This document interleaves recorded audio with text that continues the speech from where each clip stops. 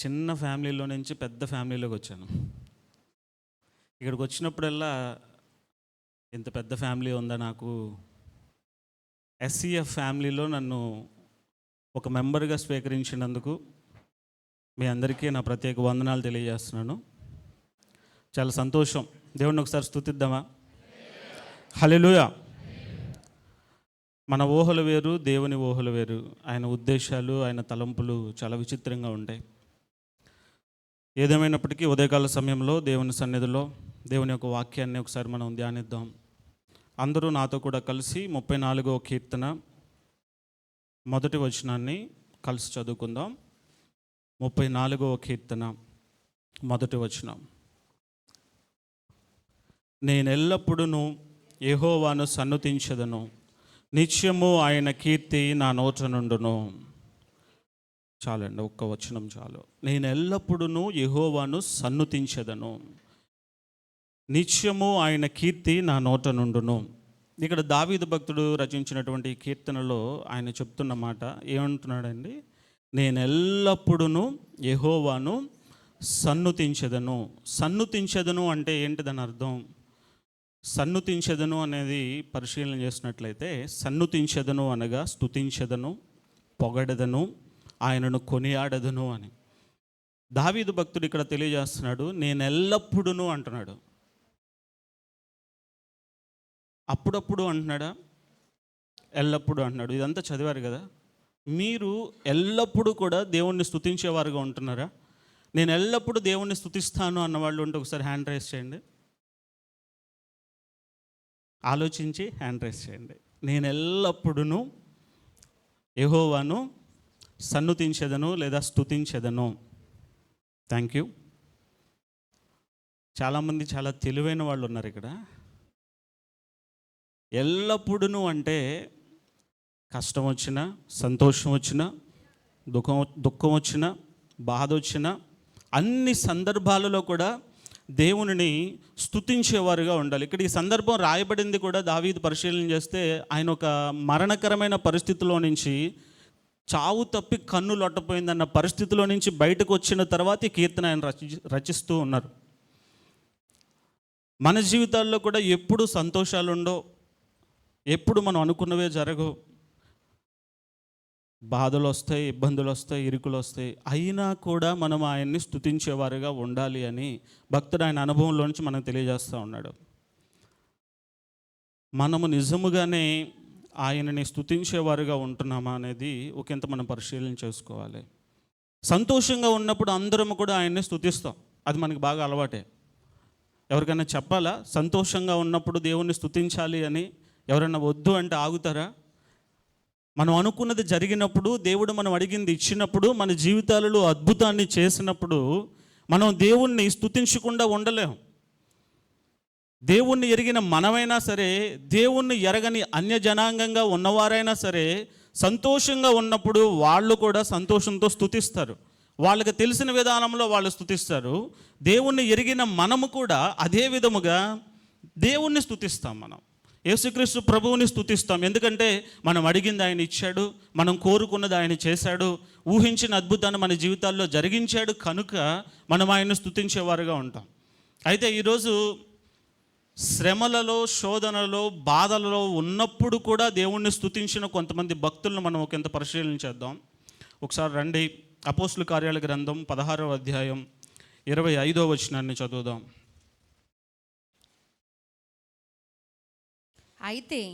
అయితే మధ్యరాత్రి వేళ పౌలును సీలయు దేవునికి ప్రార్థించుచు కీర్తనలు పాడుచుండిరి. ఖైదీలు వినుచుండిరి. చూడండి, చాలండి.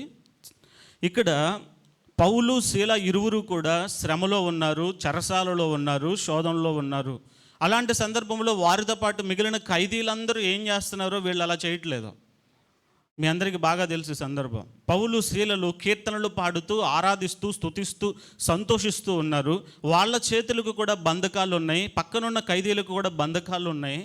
వాళ్ళందరూ కూడా ఒకంత బాధలో ఉండుండొచ్చు, శోధనలో ఉండుండొచ్చు, వేదనలో ఉండుండొచ్చు. ఎందుకు నేను ఈ చెరసాలలో ఉన్నాను, నాకెందుకు ఈ శ్రమ, నేను ఎందుకు ఈ బాధను అనుభవించాలి, నాకు విడుదల ఎప్పుడు వస్తుంది అనే విచారంతో, బాధతో, దుఃఖముతో వాళ్ళంతా నింపబడి ఉంటే, పౌలు శీల మాత్రం వారికి భిన్నంగా పాటలు పాడుచు, కీర్తనలు పాడుచు దేవునిని స్తుతిస్తూ ఉన్నారు.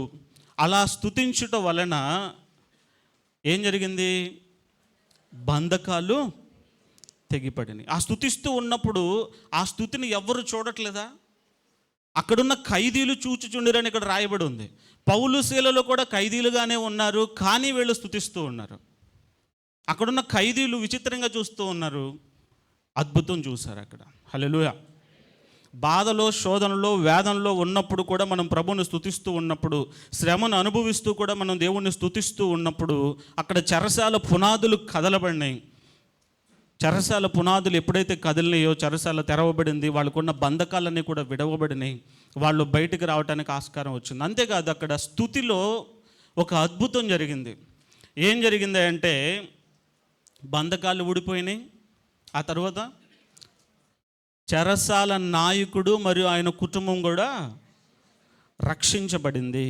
అంటే దీన్ని బట్టి మనం ఆలోచన చేస్తే స్తుతిలో ఏముంది? శక్తి ఉంది. ఏం శక్తి? ఎలాంటి శక్తి? స్తుతిలో ఉన్న శక్తి. ఎప్పుడు చేసిన స్తుతిలో ఆ శక్తి? సంతోషంగా ఉన్నప్పుడు చేసే స్థుతిలో ఉన్న శక్తి, బాధలో ఉన్నప్పుడు కూడా స్తుతిస్తే కలిగిన శక్తి. మనము బాధలో ఉన్నప్పుడు కూడా దేవుణ్ణి స్తుతిస్తూ ఉన్నట్లయితే ఆ స్తుతి మనకు శక్తినిస్తుంది, విడుదల లేని వారికి విడుదలను కూడా ఇస్తుంది. అంటే స్తుతిలో విడుదల ఉంది, స్తుతిలో రక్షణ ఉంది. బంధకాలలో ఉన్న వారి బంధకాలు తెంపబడాలి అంటే, బంధకాల గుండా వెళ్తున్న నీవు, దేవుణ్ణి ఎరిగిన నీవు, సమస్యల గుండా, శోధనల గుండా నువ్వు ప్రయాణం చేస్తూ ఉన్నప్పుడు కూడా దేవునిని స్తుతించగలిగిన దానవుగా, స్తుతించగలిగిన వాడవుగా ఉన్నట్లయితే ఆ స్తుతి ఎదుటి వారికి ఏమిస్తుంది? రక్షణనిస్తుంది. హల్లెలూయా. చెరసాల అధికారి ఏమనుకున్నాడు? అందరూ పారిపోయారు అనుకున్నాడు. తన ప్రాణాన్ని కూడా తీసేసుకుందాం అనుకున్న సందర్భంలో పౌలు మాట్లాడుతూ ఉన్నాడు. పౌలు శీలలో మాట్లాడుతూ, మేము ఎక్కడికి వెళ్ళలేదు, ఇక్కడే ఉన్నామని చెప్పినప్పుడు ఆ చెరసాల అధికారి ఏం మాట్లాడాడు తెలుసా? చూద్దాం రండి ఒకసారి.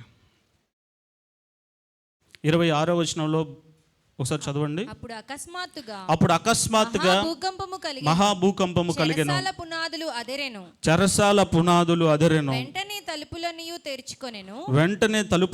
తెరుచుకొనెను, అందరి బంధకములు ఊడెను. అంతలో చెరసాల నాయకుడు మేల్కొని చెరసాల తలుపులన్నీయు తెరిచియుండుట చూచి ఖైదీలు పారిపోయిరు అనుకొని కత్తి దూసి తన్ను తాను చంపుకొనబోయెను. అప్పుడు పౌలు ఏ హానియు చేసుకొనవద్దు, అందరము ఇక్కడనే ఉన్నామని బిగ్గరగా చెప్పెను. అతడు దీపము తెమ్మని చెప్పి లోపలికి వచ్చి వణుకుచు పౌలుకును శీలకును సాగిలపడి వారిని వెలుపలికి తీసుకొని వచ్చి అయ్యలారా రక్షణ పొందుటకు నేనేం చేయవలెను? చాలు, రక్షణ పొందుటకు నేనేమి చేయవలను అని అడిగాడు. ఇక్కడ ఈ సందర్భాన్ని మీరు గమనిస్తే, పౌలు శీలలు శ్రమల్లో ఉండి కూడా, శోధనలో ఉండి కూడా దేవుణ్ణి స్తుతించటాన్ని బట్టి పక్కనున్న వారందరూ కూడా చూసి, చెరసాల అధికారి కూడా చూసి ఏమని ప్రశ్న వేస్తున్నాడు వాళ్ళని? అక్కడ జరిగిన కార్యాన్ని చూసి ఏమని అడుగుతున్నాడు? నేను రక్షణ పొందాలంటే ఏం చేయాలి? హల్లెలూయా. అసలు ఆ సందర్భంలో నేను రక్షణ పొందాలి అనే ఆలోచన ఆయనకి ఎందుకు కలిగిందంటారు? స్తుతిలో ఉన్న శక్తిని బట్టి వాళ్ళకి కలిగింది కదా. మరి మన జీవితాల్లో సూటి ప్రశ్న నేను అడగాలనుకుంటున్నాను మిమ్మల్ని. మీ జీవితాల్లో లేదా మన జీవితాల్లో ఇలాంటి బంధకాల్లో నుంచి, శోధనలో నుంచి, శ్రమల్లో నుంచి మనం వెళ్తూ ఉన్న సందర్భాలలో మనము నమ్మకముగా నిలబడి దేవుణ్ణి స్తుతిస్తూ ఉంటే, మీ ఇంట్లోనే మార్పు చెందని వాళ్ళు, మీ బంధువుల్లోనో లేదా మీ కొలీగ్స్లోనో, మీ స్నేహితుల్లోనో మార్పు చెందని ప్రజలు మీ వద్దకు వచ్చి నేను రక్షణ పొందాలంటే ఏం చేయాలని అని ఎప్పుడైనా ఎవరైనా అడిగారా? వీళ్ళు ఏమన్నా సువార్త చెప్పారా? అక్కడ పౌలు శీలలో చెరసాల అధికారికి సువార్త ఏమన్నా చెప్పారా? మనం సువార్త చెప్పడానికి చాలా త్వరపడతాం. సువార్త చెప్పడం తప్పు అన్న ఉద్దేశం కాదు. సమయాన్ని బట్టి, సందర్భాన్ని బట్టి సువార్త చెప్పాలి. అయితే నువ్వు సువార్త నీ నోటితో చెప్పే కంటే నీ ప్రవర్తనతో, దేవునిని అన్ని వేళలా స్తుతిస్తూ నువ్వు చూపించేటువంటి నీ సాక్ష్యముతో వాళ్ళే నీ యొద్దకు వచ్చి నీలో ప్రత్యేకత ఉంది, నీలో ఇతరులలో లేనటువంటి ఒక స్వభావాన్ని నేను చూస్తున్నాను, ఇతరులందరూ కూడా బాధలో ఉంటే నువ్వు మాత్రం ఎప్పుడు సంతోషంగానే ఉన్నట్లుగా దేవుణ్ణి ఎప్పుడు స్తుతిస్తూనే ఉంటున్నావు. ఈ స్తుతి నీ నోటి నుంచి వినపడటానికి కారణం ఏంటి? నువ్వు ఏ విధంగా ఇంత ధైర్యంగా నిలబడగలుగుతున్నావు? ఇలాంటి ఛాలెంజెస్ వచ్చినప్పుడు, ఫర్ ఎగ్జాంపుల్ మీరు ఏదైనా ఒక కంపెనీలో జాబ్ చేస్తూ ఉంటే ఆ వచ్చిన సిచ్యువేషన్ బట్టి అందరూ బెదిరిపోతూ చెదిరిపోతూ కంగారు పడుతూ ఉంటే మీరు మాత్రం నిబ్బరంగా ఉంటూ దేవుణ్ణి స్తుతిస్తూ దాన్ని ఫేస్ చేస్తున్న విధానాన్ని చూసి ఎవరైనా మీ వద్దకు వచ్చి నీలో ఇలాంటి స్థిరమైన మనస్సు ఎలా వచ్చింది, నాకు కూడా చెప్తావా అని ఎప్పుడైనా ఎవరైనా మిమ్మల్ని అడిగే అంత సామర్థ్యంలో మీరు ఉన్నారా? మీరు కూడా వాళ్ళలాగే సమస్య వచ్చినప్పుడు కలవరపడిపోతూ వాళ్ళకంటే ఎక్కువ కంగారు పడిపోతూ దేవుణ్ణి కూడా పక్కన పెట్టి ఆ సమస్య వైపు చూస్తూ దేవుణ్ణి స్తుతించకుండా కలవరపడేవారిగా ఉన్నట్లయితే ఎవరిని కూడా మీరు రక్షించలేరు. హల్లెలూయా. దేవుడు మనకిచ్చిన గొప్ప ఆధిక్యత రక్షణ. ఆ రక్షణ పాత్రను చేత పట్టుకుని ఆ సాక్ష్యాన్ని ఇతరులకు మనం కనపరుస్తూ దేవుణ్ణి ఎల్లవేళలా స్తుతిస్తూ ఉన్నట్లయితే ఆ స్తుతిలో ఎలాంటి శక్తి ఉందంటే రక్షణ లేని వారికి రక్షణ ఇచ్చే శక్తి ఉంది, విమోచన లేని వారికి విడుదల ఇచ్చే శక్తి ఉంది. స్తుతిలో ఏముంది? విడుదల ఇచ్చే శక్తి ఉంది. మరి ఆ స్తుతి ఎప్పుడు అలా శక్తివంతంగా యాక్టివేట్ అవుతుందయ్యా అంటే మీరు శ్రమల్లో, శోధనలో, ఇబ్బందుల్లో ఉన్నా కూడా దేవుణ్ణి స్తుతించేవారుగా ఉన్నప్పుడు. ఏమండి, ఏదైనా మేలు కార్యం జరిగినప్పుడు అందరూ స్తుతి కూడుకలు పెట్టుకుంటారు కదా, దేవుణ్ణి స్తుతించాలని అందరికి సంఘం అందరినీ సమకూర్చుకుని స్తుతి కూడికలు ఏర్పాటు చేసుకుంటారు.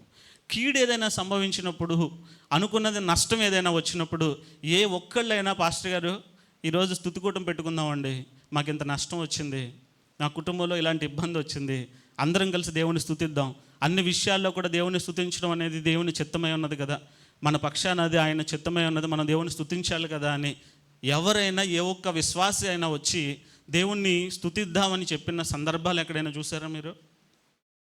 మనకి అలవాటు ఏంటంటే సంతోషం వచ్చినప్పుడే, ఆనందం వచ్చినప్పుడే దేవుణ్ణి మనం స్తుతిస్తాం. అలా కాదు, దుఃఖం వచ్చినా బాధ వచ్చినా కూడా దేవుణ్ణి స్తుతించబద్దులమై ఉన్నాం. ఆ స్తుతి ఇతరులకు రక్షణలోనికి నడిపిస్తుంది. ఆ స్తుతి విడుదల లేని వారికి విడుదలనిస్తుంది. స్తుతిలో విడుదల ఉంది. ఇంకొక భక్తుని మనం చూద్దాం రండి క్విక్గా. 2వ దినవృత్తాంతాల గ్రంథం 20వ అధ్యాయం. 2వ దినవృత్తాంతాల గ్రంథం 20వ అధ్యాయంలో మీకు ఒక భక్తుడు కనిపిస్తాడు. ఇక్కడ యెహోషాపాతు అనేటువంటి ఒక వ్యక్తి, ఒక రాజు మీకు అక్కడ కనిపిస్తాడు. యూదా రాజు అయిన యెహోషాపాతు, ఆసా కుమారుడైన యెహోషాపాతు, యూదుల రాజుల్లో ఒక మంచి రాజుగా పేరు తెచ్చుకున్నటువంటి యెహోషాపాతు, ఆయన జీవితంలో యుద్ధం ఎదురైంది. మొదటి వచనంలో మీరు గమనించినట్లయితే అక్కడ యెహోషాపాతు మీదకి మోయాబీయులు, అమ్మోనీయులు, మెయోనీయుల్లో కొందరు దండెత్తి ఆయన మీదకి వచ్చారు. రాజుగా ఉన్నటువంటి యెహోషాపాతు మీదకి శత్రువులు ఆయన మీదకి దండెత్తి వచ్చిన ఆ సందర్భంలో ఆయన ఏం చేశాడో తెలుసా? 21వ వచనం చూడండి ఒకసారి. మరియు అతడు జనులను హెచ్చరిక చేసిన తరువాత యెహోవాను స్తుతించుటకు గాయకులను ఏర్పరచి వారు పరిశుద్ధ అలంకారమును ధరించి సైన్యం ముందర నడుచుచు యెహోవా కృప నిరంతరముండును ఆయనను స్తుతించుడి ఆయనను స్తోత్రము చేయుటకు వారిని నియమించెను. చాలు. ఏమండి, యుద్ధం వస్తుంటే, శత్రువులు వస్తుంటే, శత్రువుల మీద యుద్ధం చేయాలంటే సైన్యాన్ని సమకూర్చుకోవాలి, ఆయుధాలను సమకూర్చుకోవాలి, తనకున్నటువంటి బలాన్నంతటిని కూడా కూడగట్టుకుని ప్లానింగ్స్ వేసుకుని వాళ్ళని ఎలా ఎదుర్కోవాలో అని ప్రయత్నం చేయాలి. కానీ ఇక్కడ యెహోషాపాతు ఏం చేస్తున్నాడు? స్తుతించుటకు ప్రజలను ఏర్పాటు చేసుకుని, లేవీయులను కొంతమందిని అక్కడున్న ప్రజలను ఏర్పాటు చేసుకుని దేవుడిని స్తుతించండి అని మాట్లాడుతూ ఉన్నాడు, స్తుతించడానికి సిద్ధపరుస్తూ ఉన్నాడు. దానికంటే ముందు 12వ వచనంలో ఆయన ఏం చేస్తాడంటే ఒక ప్రార్థన చేస్తాడు దేవునికి. ఈ గొప్ప సైన్యముతో యుద్ధం చేయుటకు మాకు శక్తి సరిపోదయా, మాకు బలము చాలదు, మాకు దిక్కు నీవే అని ప్రార్థన చేస్తే అప్పుడు ఒక ప్రవక్త దేవుని పక్షమున ఆయనతో నిలబడి ప్రవచించినప్పుడు ఆ ప్రవచనాన్ని ఆధారం చేసుకొని స్తుతించడానికి కొంతమంది ప్రజలను ఏర్పాటు చేసుకుంటాడు. స్తుతించట ఎప్పుడైతే వీళ్ళు ప్రారంభించారో, స్తుతించిన తర్వాత వీళ్ళు యుద్ధం కూడా చేయలేదు, పంక్తులు తీరి వీరు నిలవబడ్డారు. అక్కడ ఉన్నటువంటి శత్రువులైన అమ్మోనీయులు, మోయాబీలు వాళ్ళలే ఒకళ్ళని ఒకళ్ళు చంపుకుని విజయాన్ని ఇచ్చారు. హల్లెలూయా. స్తుతి ఏం చేస్తుందో తెలుసా? విజయాన్ని ఇస్తుంది. ఎగ్జాక్ట్లీ. విజయం కావాలి అంటే ఆ సమయంలో మనం స్తుతించగలమా? శత్రువులు మన మీద దాడి చేస్తున్నారండి. దాడి చేసే సందర్భంలో మనం ప్రత్యేకంగా కూర్చుని, పాస్టర్ గారు ఈరోజు నేను స్తుతించాలండి, మా ఇంట్లో చాలా శోధనలు ఉన్నాయి, ఇబ్బందులు ఉన్నాయి, నేను ఇలాంటి ప్రతికూల పరిస్థితులు గుండా వెళ్తూ ఉన్నాను, నాకు విజయం కావాలి అంటే నేను స్తుతించాలి. కొంతమంది ప్రజలను ఏర్పాటు చేసుకొని స్తుతించడానికి ప్రయత్నం చేసేవారుగా మనం ఉంటామా? కానీ యెహోషాపాతు తన జీవితంలో మనకు చూపిస్తున్నటువంటి మాదిరి ఏంటంటే, స్తుతి నీకు విజయాన్ని ఇవ్వబోతుంది, నీ శత్రువుల మీద నీకు విజయాన్ని ఇవ్వబోతుంది. నీ చుట్టూ ఎలాంటి శత్రువులు ఉన్నారో నీకు మాత్రమే తెలుసు, దేవునికి నీకు మాత్రమే తెలుసు. ఆ శత్రువులను నువ్వు జయించాలంటే స్తుతి ద్వారా కూడా శత్రువులను జయించవచ్చు. హల్లెలూయా. శత్రువుల మీద నీవు కోపాన్ని చూపించటము, లేకపోతే వాళ్ళ మీద పగా ప్రతీకారం పెంచుకోవటం ద్వారా నువ్వు విజయాన్ని చూడలేవు, కానీ శత్రువుల్ని బట్టి దేవుణ్ణి స్తుతించాలి. హల్లెలూయా. ఎప్పుడైనా మీకు కలిగి ఉన్న శత్రువుని బట్టి దేవుణ్ణి మీరు స్తుతిస్తూ ఉన్నారా? కష్టమే కదా. మనకున్న శత్రువుని బట్టి మనకి స్తుతి వస్తుందా? వాళ్ళ మీద కోపం వస్తుంది, పట్టరాని ఆవేశం వస్తుంది. కానీ శత్రువుని బట్టి నువ్వు ఎప్పుడైతే స్తుతించడం నేర్చుకుంటావో ఆ స్తుతి నీకు విజయాన్ని ఇస్తుంది. మన జీవితాల్లో, వ్యక్తిగత జీవితాల్లో మన విజయాన్ని పొందుకోవాలి అంటే మనం ఏం చేయాలంటే దేవుణ్ణి స్తుతించేవారిగా ఉండాలి. స్తుతించడానికి ఒక టీంని ఏర్పాటు చేసుకోవాలి. మీ కుటుంబంలో అందరూ కలిసి దేవుణ్ణి స్తుతించే అలవాటు మీకుందా? ఒక టైంని ఏర్పాటు చేసుకుని కుటుంబంలో అందరూ కూడా ఆ రోజంతట్లో దేవుడు మా జీవితాలలో ఏమేమి జరిగించాడు అని వాటన్నిటిని జ్ఞాపకం చేసుకుంటూ స్తుతిస్తారా? లేకపోతే మీ కుటుంబంలో ఉన్నటువంటి శత్రువులు మనుషులే కాకపోవచ్చు, కొన్ని అలవాట్లు కావచ్చు, బలహీనతలు కావచ్చు, పరిస్థితులు కావచ్చు, అప్పుల సమస్యలు కావచ్చు, వాటెవర్ అవి ఏమైనా కావచ్చు, వాటిని మీరు జయించడానికి కుటుంబం అంతా కలిసి దేవుణ్ణి స్తుతించే అలవాటు మీకు ఉన్నదా? యెహోషాపాతు రాజ్యం అంతటిని కూడా విజయ పదంలో నడిపించాలి అంటే ఆయన ప్రత్యేకంగా ఒక బృందాన్ని ఏర్పాటు చేశాడు స్తుతించడానికి. స్తుతి చేయగలిగిన బృందం మీ కుటుంబంలో ఉందా? స్తుతించగలిగినటువంటి బృందం మీ సంఘంలో ఉందా? అన్ని విషయాల్లో కూడా మీరు విజయాన్ని చూడాలి అంటే స్తుతించాలి. అంటే నా ఉద్దేశం, స్తుతి అంటే మీ నోట్లో ఎప్పుడు స్తుతి స్తుతి స్తుతి స్తుతి అని ఉండటం కాదు. స్తుతించటము అంటే పెదవులతో ఆయనని స్తుతి స్తుతి స్తుతి అని పలుకుట స్తుతించుట కాదు. ఆయన మీద మీకు అచంచలమైన ప్రేమ, విశ్వాసము ఉండి ఆయన గురించి మీరు పరిపూర్ణంగా తెలుసుకోవడానికి ప్రయత్నం చేస్తూ ఉంటే, ఆయన గురించి ఒక్కొక్క విషయం మీకు రివీల్ అవుతూ ఉన్న కొలది మీరు ఆయన స్తుతించకుండా ఉండలేరు. ఈ చుట్టూ ఉన్న శ్రమలు, శోధనలు, ఈ సమస్యలు, లేకపోతే ఈ శత్రువులు మీకు ఎవ్వరు కూడా గొప్పగా కనిపించరు. ఆ గొప్ప దేవుని యొక్క గొప్పతనాన్ని నువ్వు ఎప్పుడైతే తెలుసుకోవటమో అలవాటు చేసుకుంటావో, ఆయనకి ఇంకా దగ్గరగా అవ్వటానికి నిన్ను నువ్వు సిద్ధపరచుకుంటూ ఉంటావో, ఆయన గుణ లక్షణాలను, ఆయన స్వభావాన్ని, ఆయన స్వరూప లక్షణాలను నువ్వు ఎప్పుడైతే మననం చేసుకుంటూ ఉంటావో, అసలు ఆయన నీ కోసం చేసిన త్యాగాన్ని జ్ఞాపకం చేసుకుంటూ ఉంటావో, సర్వ మానవాళిని పాపంలో నుంచి విడిపించడానికి ఆయన చేసిన ఆ గొప్ప కార్యాన్ని నువ్వు ఎప్పుడైతే జ్ఞాపకం చేసుకుంటావో, ఆయన్ని స్తుతించకుండా నువ్వు మౌనంగా ఉండలేవు. నీ సమస్య ఒక సమస్యలాగా నీకు కనిపించదు. నీ ముందున్నటువంటి సమస్య ఆయన ఇచ్చేటువంటి మహిమ ఎదుట అది ఎన్నదగినదిగా ఉండదు. హల్లెలూయా. ఆయనతో నీ హృదయాన్ని అనుసంధానం చేసి నువ్వు ఆయన్ని ఎప్పుడు బద్ధుడివై ఉన్నట్లయితే, అది శోధనైనా, శ్రమైనా, ఇబ్బంది అయినా, ఇరుకైనా, ఎప్పుడైనా కూడా నువ్వు ఆయన్ని స్తుతించడానికి ఇష్టపడుతూ ఉన్నట్లయితే, చాలాసార్లు మీరు వినుంటారు కదా, స్తుతి మీ స్థితిని మారుస్తుంది అని. ఈ స్తుతి అయితే మారుస్తుంది. స్తోత్రం స్తోత్రం స్తుతి స్తుతి అని పెదవులతో అన్న ఆ స్తుతి ఏమి కూడా మీ జీవితాల్లో మార్పును తీసుకురాదు. స్తుతికి తగినట్లుగా మీ ప్రవర్తన ఉన్నట్లయితే తప్పకుండా మీ జీవితాల్లో విజయాన్ని మీరు చూస్తారు. మొదట స్తుతిలో ఏముంది? విడుదల ఉంది. రెండవదిగా స్తుతిలో ఏముంది? విజయం ఉంది. మూడవదిగా చూద్దాం రండి, దావీదు మొదటి సమూయేలు గ్రంథం 21వ అధ్యాయం 10 నుంచి 15 వచనాల్లో ఏ సందర్భము తర్వాత ఈ 34వ కీర్తన దావీదు రచించడం జరిగిందో ఆ సందర్భం ఇక్కడ స్పష్టంగా రాయబడి ఉంది. అంతటా దావీదు సౌలునకు భయపడినందున ఆ దినముననే లేచి పారిపోయి గాతు రాజైన ఆకీషు నొద్దకు వచ్చెను. ఆకీషు సేవకులు ఈ దావీదు ఆ దేశపు రాజు కాడా వారు నాట్యమాడుచు గాన ప్రతిగానములు చేయుచు సౌలు వేల కొలది హతము చేసిననియు దావీదు 10,000 కొలది హతము చేసిననియు పాడిన పాటలు ఇతని గూర్చినవే గదా అని అతనిని బట్టి రాజుతో మాట్లాడగా, దావీదు ఈ మాటలు తన మనసులో ఉంచుకొని గాతు రాజైన ఆకీషునకు బహు భయపడెను.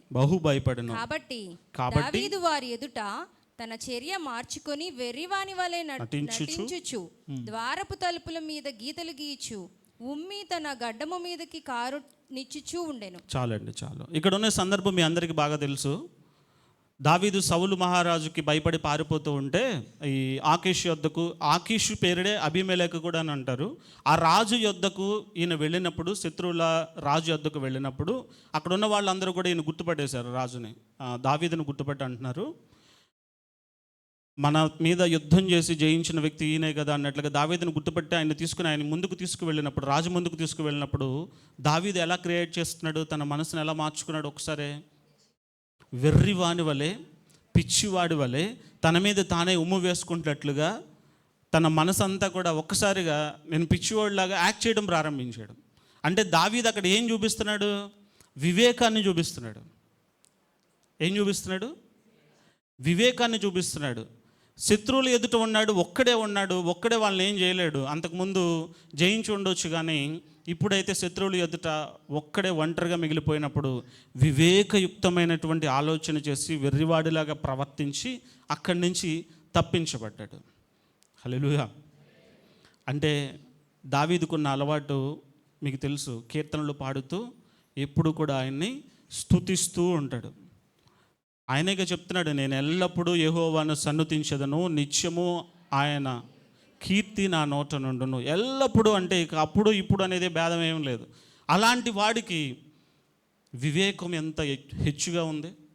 నేను చెప్పొచ్చింది ఏంటంటే, స్తుతించే వారికి దేవుడు వివేక హృదయాన్ని ఇస్తాడు. సమయాన్ని బట్టి, సందర్భాన్ని బట్టి మీరు ఎలా యాక్ట్ చేయాలో, నటించడం కదా యాక్ట్ చేయడం అంటే, అక్కడున్న సిచ్యువేషన్ బట్టి మీరు ఎలా తప్పించుకోవాలో, ఎదుటివానికి హట్టింగ్ లేకుండా, ఎదుటివాడిని బాధ పెట్టకుండా, నష్టం కలగకుండా, నీకు నష్టం కలగకుండా, ఎదుటివానికి నష్టం కలగకుండా వివేకంగా నిన్ను నువ్వు ఎలాగో కాపాడుకోవాలో దావీదుకి అక్కడ తెలిసింది. దానికి గల కారణం నేను అనుకుంటాను, ఆయనకు ఎప్పుడు కూడా దేవుణ్ణి స్తుతించేటువంటి అలవాటు ఉండటాన్ని బట్టి.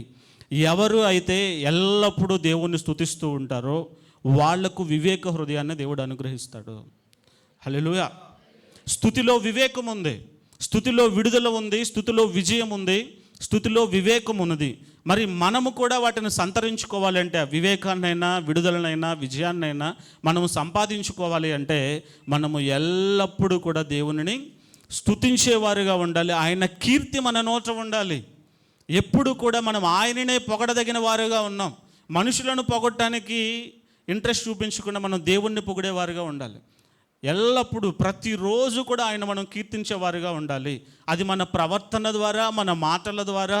ప్రతిరోజు మీరు రాత్రి నిద్రపోయేటప్పుడు ఒకసారి ఆలోచన చేయండి, పడుకునే ముందు, నేను ఈరోజు దేవుణ్ణి కీర్తించానా, స్తుతించానా? స్తుతించడం అంటే నేను మరలా ఇందాక చెప్పినట్లుగా మీరు పొద్దున్నే లేచి ప్రార్థనకు ముందు స్తుతి ప్రార్థనని, స్తుతి అని చేయటం, ఆ స్తుతి గురించి నేను మాట్లాడట్లా. మీ ప్రవర్తన ద్వారా, మీ సాక్ష్యము ద్వారా మీరు దేవుణ్ణి స్తుతించారా? అన్యజనులను మీరు ఆలోచనలోనికి తీసుకురాగలిగేటువంటి ప్రవర్తన కలిగి మీరు నడిచిన వారుగా ఉన్నారా? దేవుణ్ణి ఎరగని ప్రజల మధ్యలోనికి మనం అనుదినం వెళ్తూనే ఉంటాం. మన చుట్టూ ఉన్న ప్రజలందరూ వాళ్ళే. ఎన్ని సంవత్సరాలు మనల్ని చూస్తూ ఉన్నా వాళ్ళలో ఏ చలనం రాకుండా ఉంది అంటే దానికి గల కారణం ఒకవేళ మనమేనేమో. వాళ్ళ దగ్గరికి వెళ్ళినప్పుడు మనం వాళ్ళలాగా మారిపోతున్నామేమో, వాళ్ళలాగా మాట్లాడుతున్నామేమో. వాళ్ళు అవసరాన్ని తీర్చుకోవడానికి మన సుపీరియర్ ఆఫీసర్ని పొగుడుతూ ఉంటారు, ఆయన్ని ఇంప్రెస్ చేయడానికి ఏదో ప్రయత్నం చేస్తూ ఉంటారు. మనం కూడా వాళ్ళతో పాటు కలిసి డూడు అంటూ ఆయన్ని ఇంప్రెస్ చేసే ప్రయత్నం మనం కూడా చేస్తూ ఉంటే ఆ వ్యక్తి ఎలా మారగలుగుతాడు? ఆ వ్యక్తి క్రీస్తు యొక్క ఔన్నత్యాన్ని ఎలా తెలుసుకోగలుగుతాడు? అంటే ఇండైరెక్ట్గా మనం ఎదుటి వ్యక్తిని దేవుని దగ్గర నుంచి ఏం చేస్తున్నాం? రక్షణ నుంచి దూరం చేస్తున్నాం. అతను ఎన్నో బంధకాల చేత కట్టబడి ఉంటే ఆ బంధకాల నుంచి బయటకు రాకుండా మనమే అడ్డుబండగా నిలబడుతున్నాం. మనం అనుకుంటున్నాం మనం రక్షించబడ్డాం, మనం రక్షణ పొందుకున్నాం, మనం పరలోక రాజ్యానికి వెళ్తాం, మనం బాగున్నాం, మన కుటుంబం బాగుంది, మన సంఘం బాగుంది, మనం దేవుని సన్నిధికి వెళ్ళిపోతాం అనే ఆలోచనలో మనం ఉంటూ ఉన్నామేమో. మరి మన పక్కన ఉన్న వాళ్ళ పరిస్థితి ఏంటి? వాళ్ళకి రక్షణ వద్దా? వాళ్ళు రక్షణలోనికి రావాలి అంటే మనం స్తుతించే విధానాన్ని బట్టి కూడా ఎదుటి వ్యక్తిని రక్షణలోనికి నడిపించవచ్చు. నీ స్తుతి ఎదుటివానికి రక్షణనివ్వాలి, విడుదలనివ్వాలి. ఎంతమంది మార్పు చెందని ప్రజలు నీ ముందు ఉన్నారో వాళ్ళ కోసం నువ్వు భారము కలిగి ప్రార్థన చేస్తావు, మంచిదే. నువ్వు మోకరించి వాళ్ళ కోసం ప్రార్థన చేస్తున్నావు. ఈ ప్రార్థన ఫలభరితంగా మారాలి అంటే నువ్వు ఆ ప్రజల మధ్యలోనికి వెళ్ళినప్పుడు నీ ప్రవర్తన వాళ్ళని కదిలించాలి. నీ ప్రార్థన ప్లస్ నీ ప్రవర్తన కలిసి వాళ్ళకి రక్షణనివ్వాలి, వాళ్ళకి విడుదలనివ్వాలి. నువ్వు ప్రార్థన మాత్రము చేసేదానవుగా వాడవుగా ఉండి నీ ప్రవర్తనలో మార్పు లేకుండా, ప్రభువుని సమస్యల్లో స్తుతించకుండా, ఆ ఇశ్రాయేలీయుల ప్రజలు గనక సణిగినట్లు గొణిగినట్లుగా సమస్య వచ్చినప్పుడు, ఇబ్బంది వచ్చినప్పుడు దేవుణ్ణి స్తుతించకుండా, దేవుడు ఎందుకు నాకు ఇలా చేశాడు, నాలో ఏదన్నా లోపం ఉందా, లేకపోతే దేవుడు నా పక్షాన్ని ఎందుకు నిలబడలేదు, నాకెందుకు ఈ సమస్య, నేను ఎందుకు ఇందులో నుంచి బయటకు రాలేకపోతున్నానని ఇది ఆలోచనలోనే నువ్వు చిక్కబడిపోయి ఉంటే నీ ఆలోచన ఎదుటివాడిని కూడా దేవుని యొద్దకు రాకుండా అడ్డుకుంటుంది. సుమా, ఆలోచించే. ప్రతి విషయంలో ఎల్లప్పుడూ కూడా దేవుణ్ణి మనము స్తుతించబద్ధులమై ఉన్నామని ఇక్కడ దావీదు భక్తుడు తెలియజేస్తున్నాడు. ఆయన జీవితాన్ని మనం పరిశీలన చేస్తే నిజమే, ఆయన జీవితాల్లో ఎన్నో శ్రమలు వచ్చినాయి, శోధనలు వచ్చినాయి. అయినా కూడా ఆయన ఏం చేశాడు? స్తుతి ఎప్పుడు కూడా విడిచిపెట్టలేదు. మన జీవితాలలో కూడా దేవుణ్ణి స్తుతించేటువంటి అనుభవం ఎల్లవేళలా కొనసాగిస్తూ ఉంటే, కుటుంబంలో నుంచే ఆ స్తుతి నువ్వు ప్రారంభిస్తే, నిన్ను బట్టి నీ కుటుంబీకులు కూడా దేవుణ్ణి కలిసి స్తుతిస్తే, నువ్వు ఒంటరిగా స్తుతించేదానికి అక్కడ విజయం రావాలంటే యెహోషాపాతు జీవితంలో ఏం జరిగింది? ఆయన ఒక్కడే స్తుతించాడా? ఒక బృందాన్ని ఏర్పాటు చేశాడు. కొన్ని విజయాలు చూడాలి కుటుంబంలో, నీ కుటుంబాన్ని నువ్వు రక్షణలోనికి నడిపించాలి అంటే మీరు ఒక టీమ్ ఆఫ్ పీపుల్గా ఏర్పాటయ్యి దేవుణ్ణి స్తుతించబద్దులై ఉన్నారు. హల్లెలూయా. ఏమంటే ఇక్కడ ఉన్న వాళ్ళందరూ మా కుటుంబం అంతా రక్షించబడింది అన్నవాళ్ళు ఉంటే చేయొద్దండి. కంప్లీట్గా మా కుటుంబం అంతా రక్షించబడింది చాలా కొద్ది మంది పీపులే ఉన్నారు. ఇంకా మిగిలిన వాళ్ళందరి పరిస్థితి ఏంటి? మీ కుటుంబంలో ఎంతమంది రక్షణ లేని వారు ఉన్నారు? ఎందుకని వాళ్ళు రక్షణలోనికి రాలేకపోతున్నారు? మీరు వాళ్ళ కోసం ప్రార్థన చేయట్లేదా అంటే ప్రతిరోజు చేస్తారు, భారం కలిగి చేస్తారు, కొన్ని సందర్భాల్లో ఉపవాసం ఉండి చేస్తారు, ఎన్నో రకాల ప్రార్థనలు చేస్తూనే ఉన్నారు. సంవత్సరాలు గడిచిపోతున్నాయి, కానీ వాళ్ళలో మార్పు ఎందుకు రావట్లేదయ్యా అంటే ఒకవేళ మన సాక్ష్యాన్ని బట్టేమో, ఒకవేళ మనము వాళ్ళలాగానే సమస్యలు వచ్చినప్పుడు దేవుణ్ణి స్తుతించకుండా, సంతోషం కలిగినప్పుడు దేవుణ్ణి స్తుతిస్తూ, సమస్యలు వచ్చినప్పుడు ఆ సమస్యల వైపు చూస్తూ దేవుణ్ణి స్తుతించడం మర్చిపోతున్నామేమో. వాళ్ళతో పాటు కలిసి బాధపడుతూ ఆ బాధలోనే కొనసాగుతూ మనకి ఈ బాధలు ఎందుకు వచ్చినాయని వాళ్ళతో కలిసి నువ్వు ఆ దుఃఖాన్ని పంచుకుంటున్నావేమో. కానీ ఈ బాధలు వచ్చినా కూడా దేవుడు మనతో ఉన్నాడు, మనం దేవుణ్ణి స్తుతిద్దామని నీవు స్తుతించలేకపోవటాన్ని బట్టి వాళ్ళు ఒకవేళ దేవుని వైపు తిరగలేకపోతా ఉన్నారేమో. ఇంత ఆలోచన చేసుకుందాం. స్తుతి మీ స్థితినే కాదు, మీ కుటుంబ స్థితిని కూడా మారుస్తుంది. శారీరకమైన స్థితి కాదు, స్తుతించడం వల్ల ఆస్తులు వస్తాయి, అంతస్తులు వస్తాయి అని కాదు నేను చెప్పేది. ఈ స్పిరిచువల్ బ్లెస్సింగ్స్ గురించి మాట్లాడుతున్నాను, ఆత్మల రక్షణ గురించి మాట్లాడుతున్నాను. అది ప్రాముఖ్యమైనది, అది నిజమైన ఆశీర్వాదం. కుటుంబంలో ప్రతి ఒక్క ఆత్మ రక్షించబడినప్పుడు నిజమైనటువంటి ఆశీర్వాదాన్ని మనం సంపాదించినప్పుడు, నిజమైనటువంటి సంపద మనకు ఉన్నట్లు. అది లక్షల కోట్ల ఆస్తులున్నా కూడా ఆత్మకు రక్షణ లేకపోతే అది ఆశీర్వాదమా? నిజమైన ఆశీర్వాదం అంటే నీవు నీ కుటుంబం అంతా కూడా ఆ రోజు యెహోషువ చెప్పినట్లుగా నేనును నా ఇంటి వారును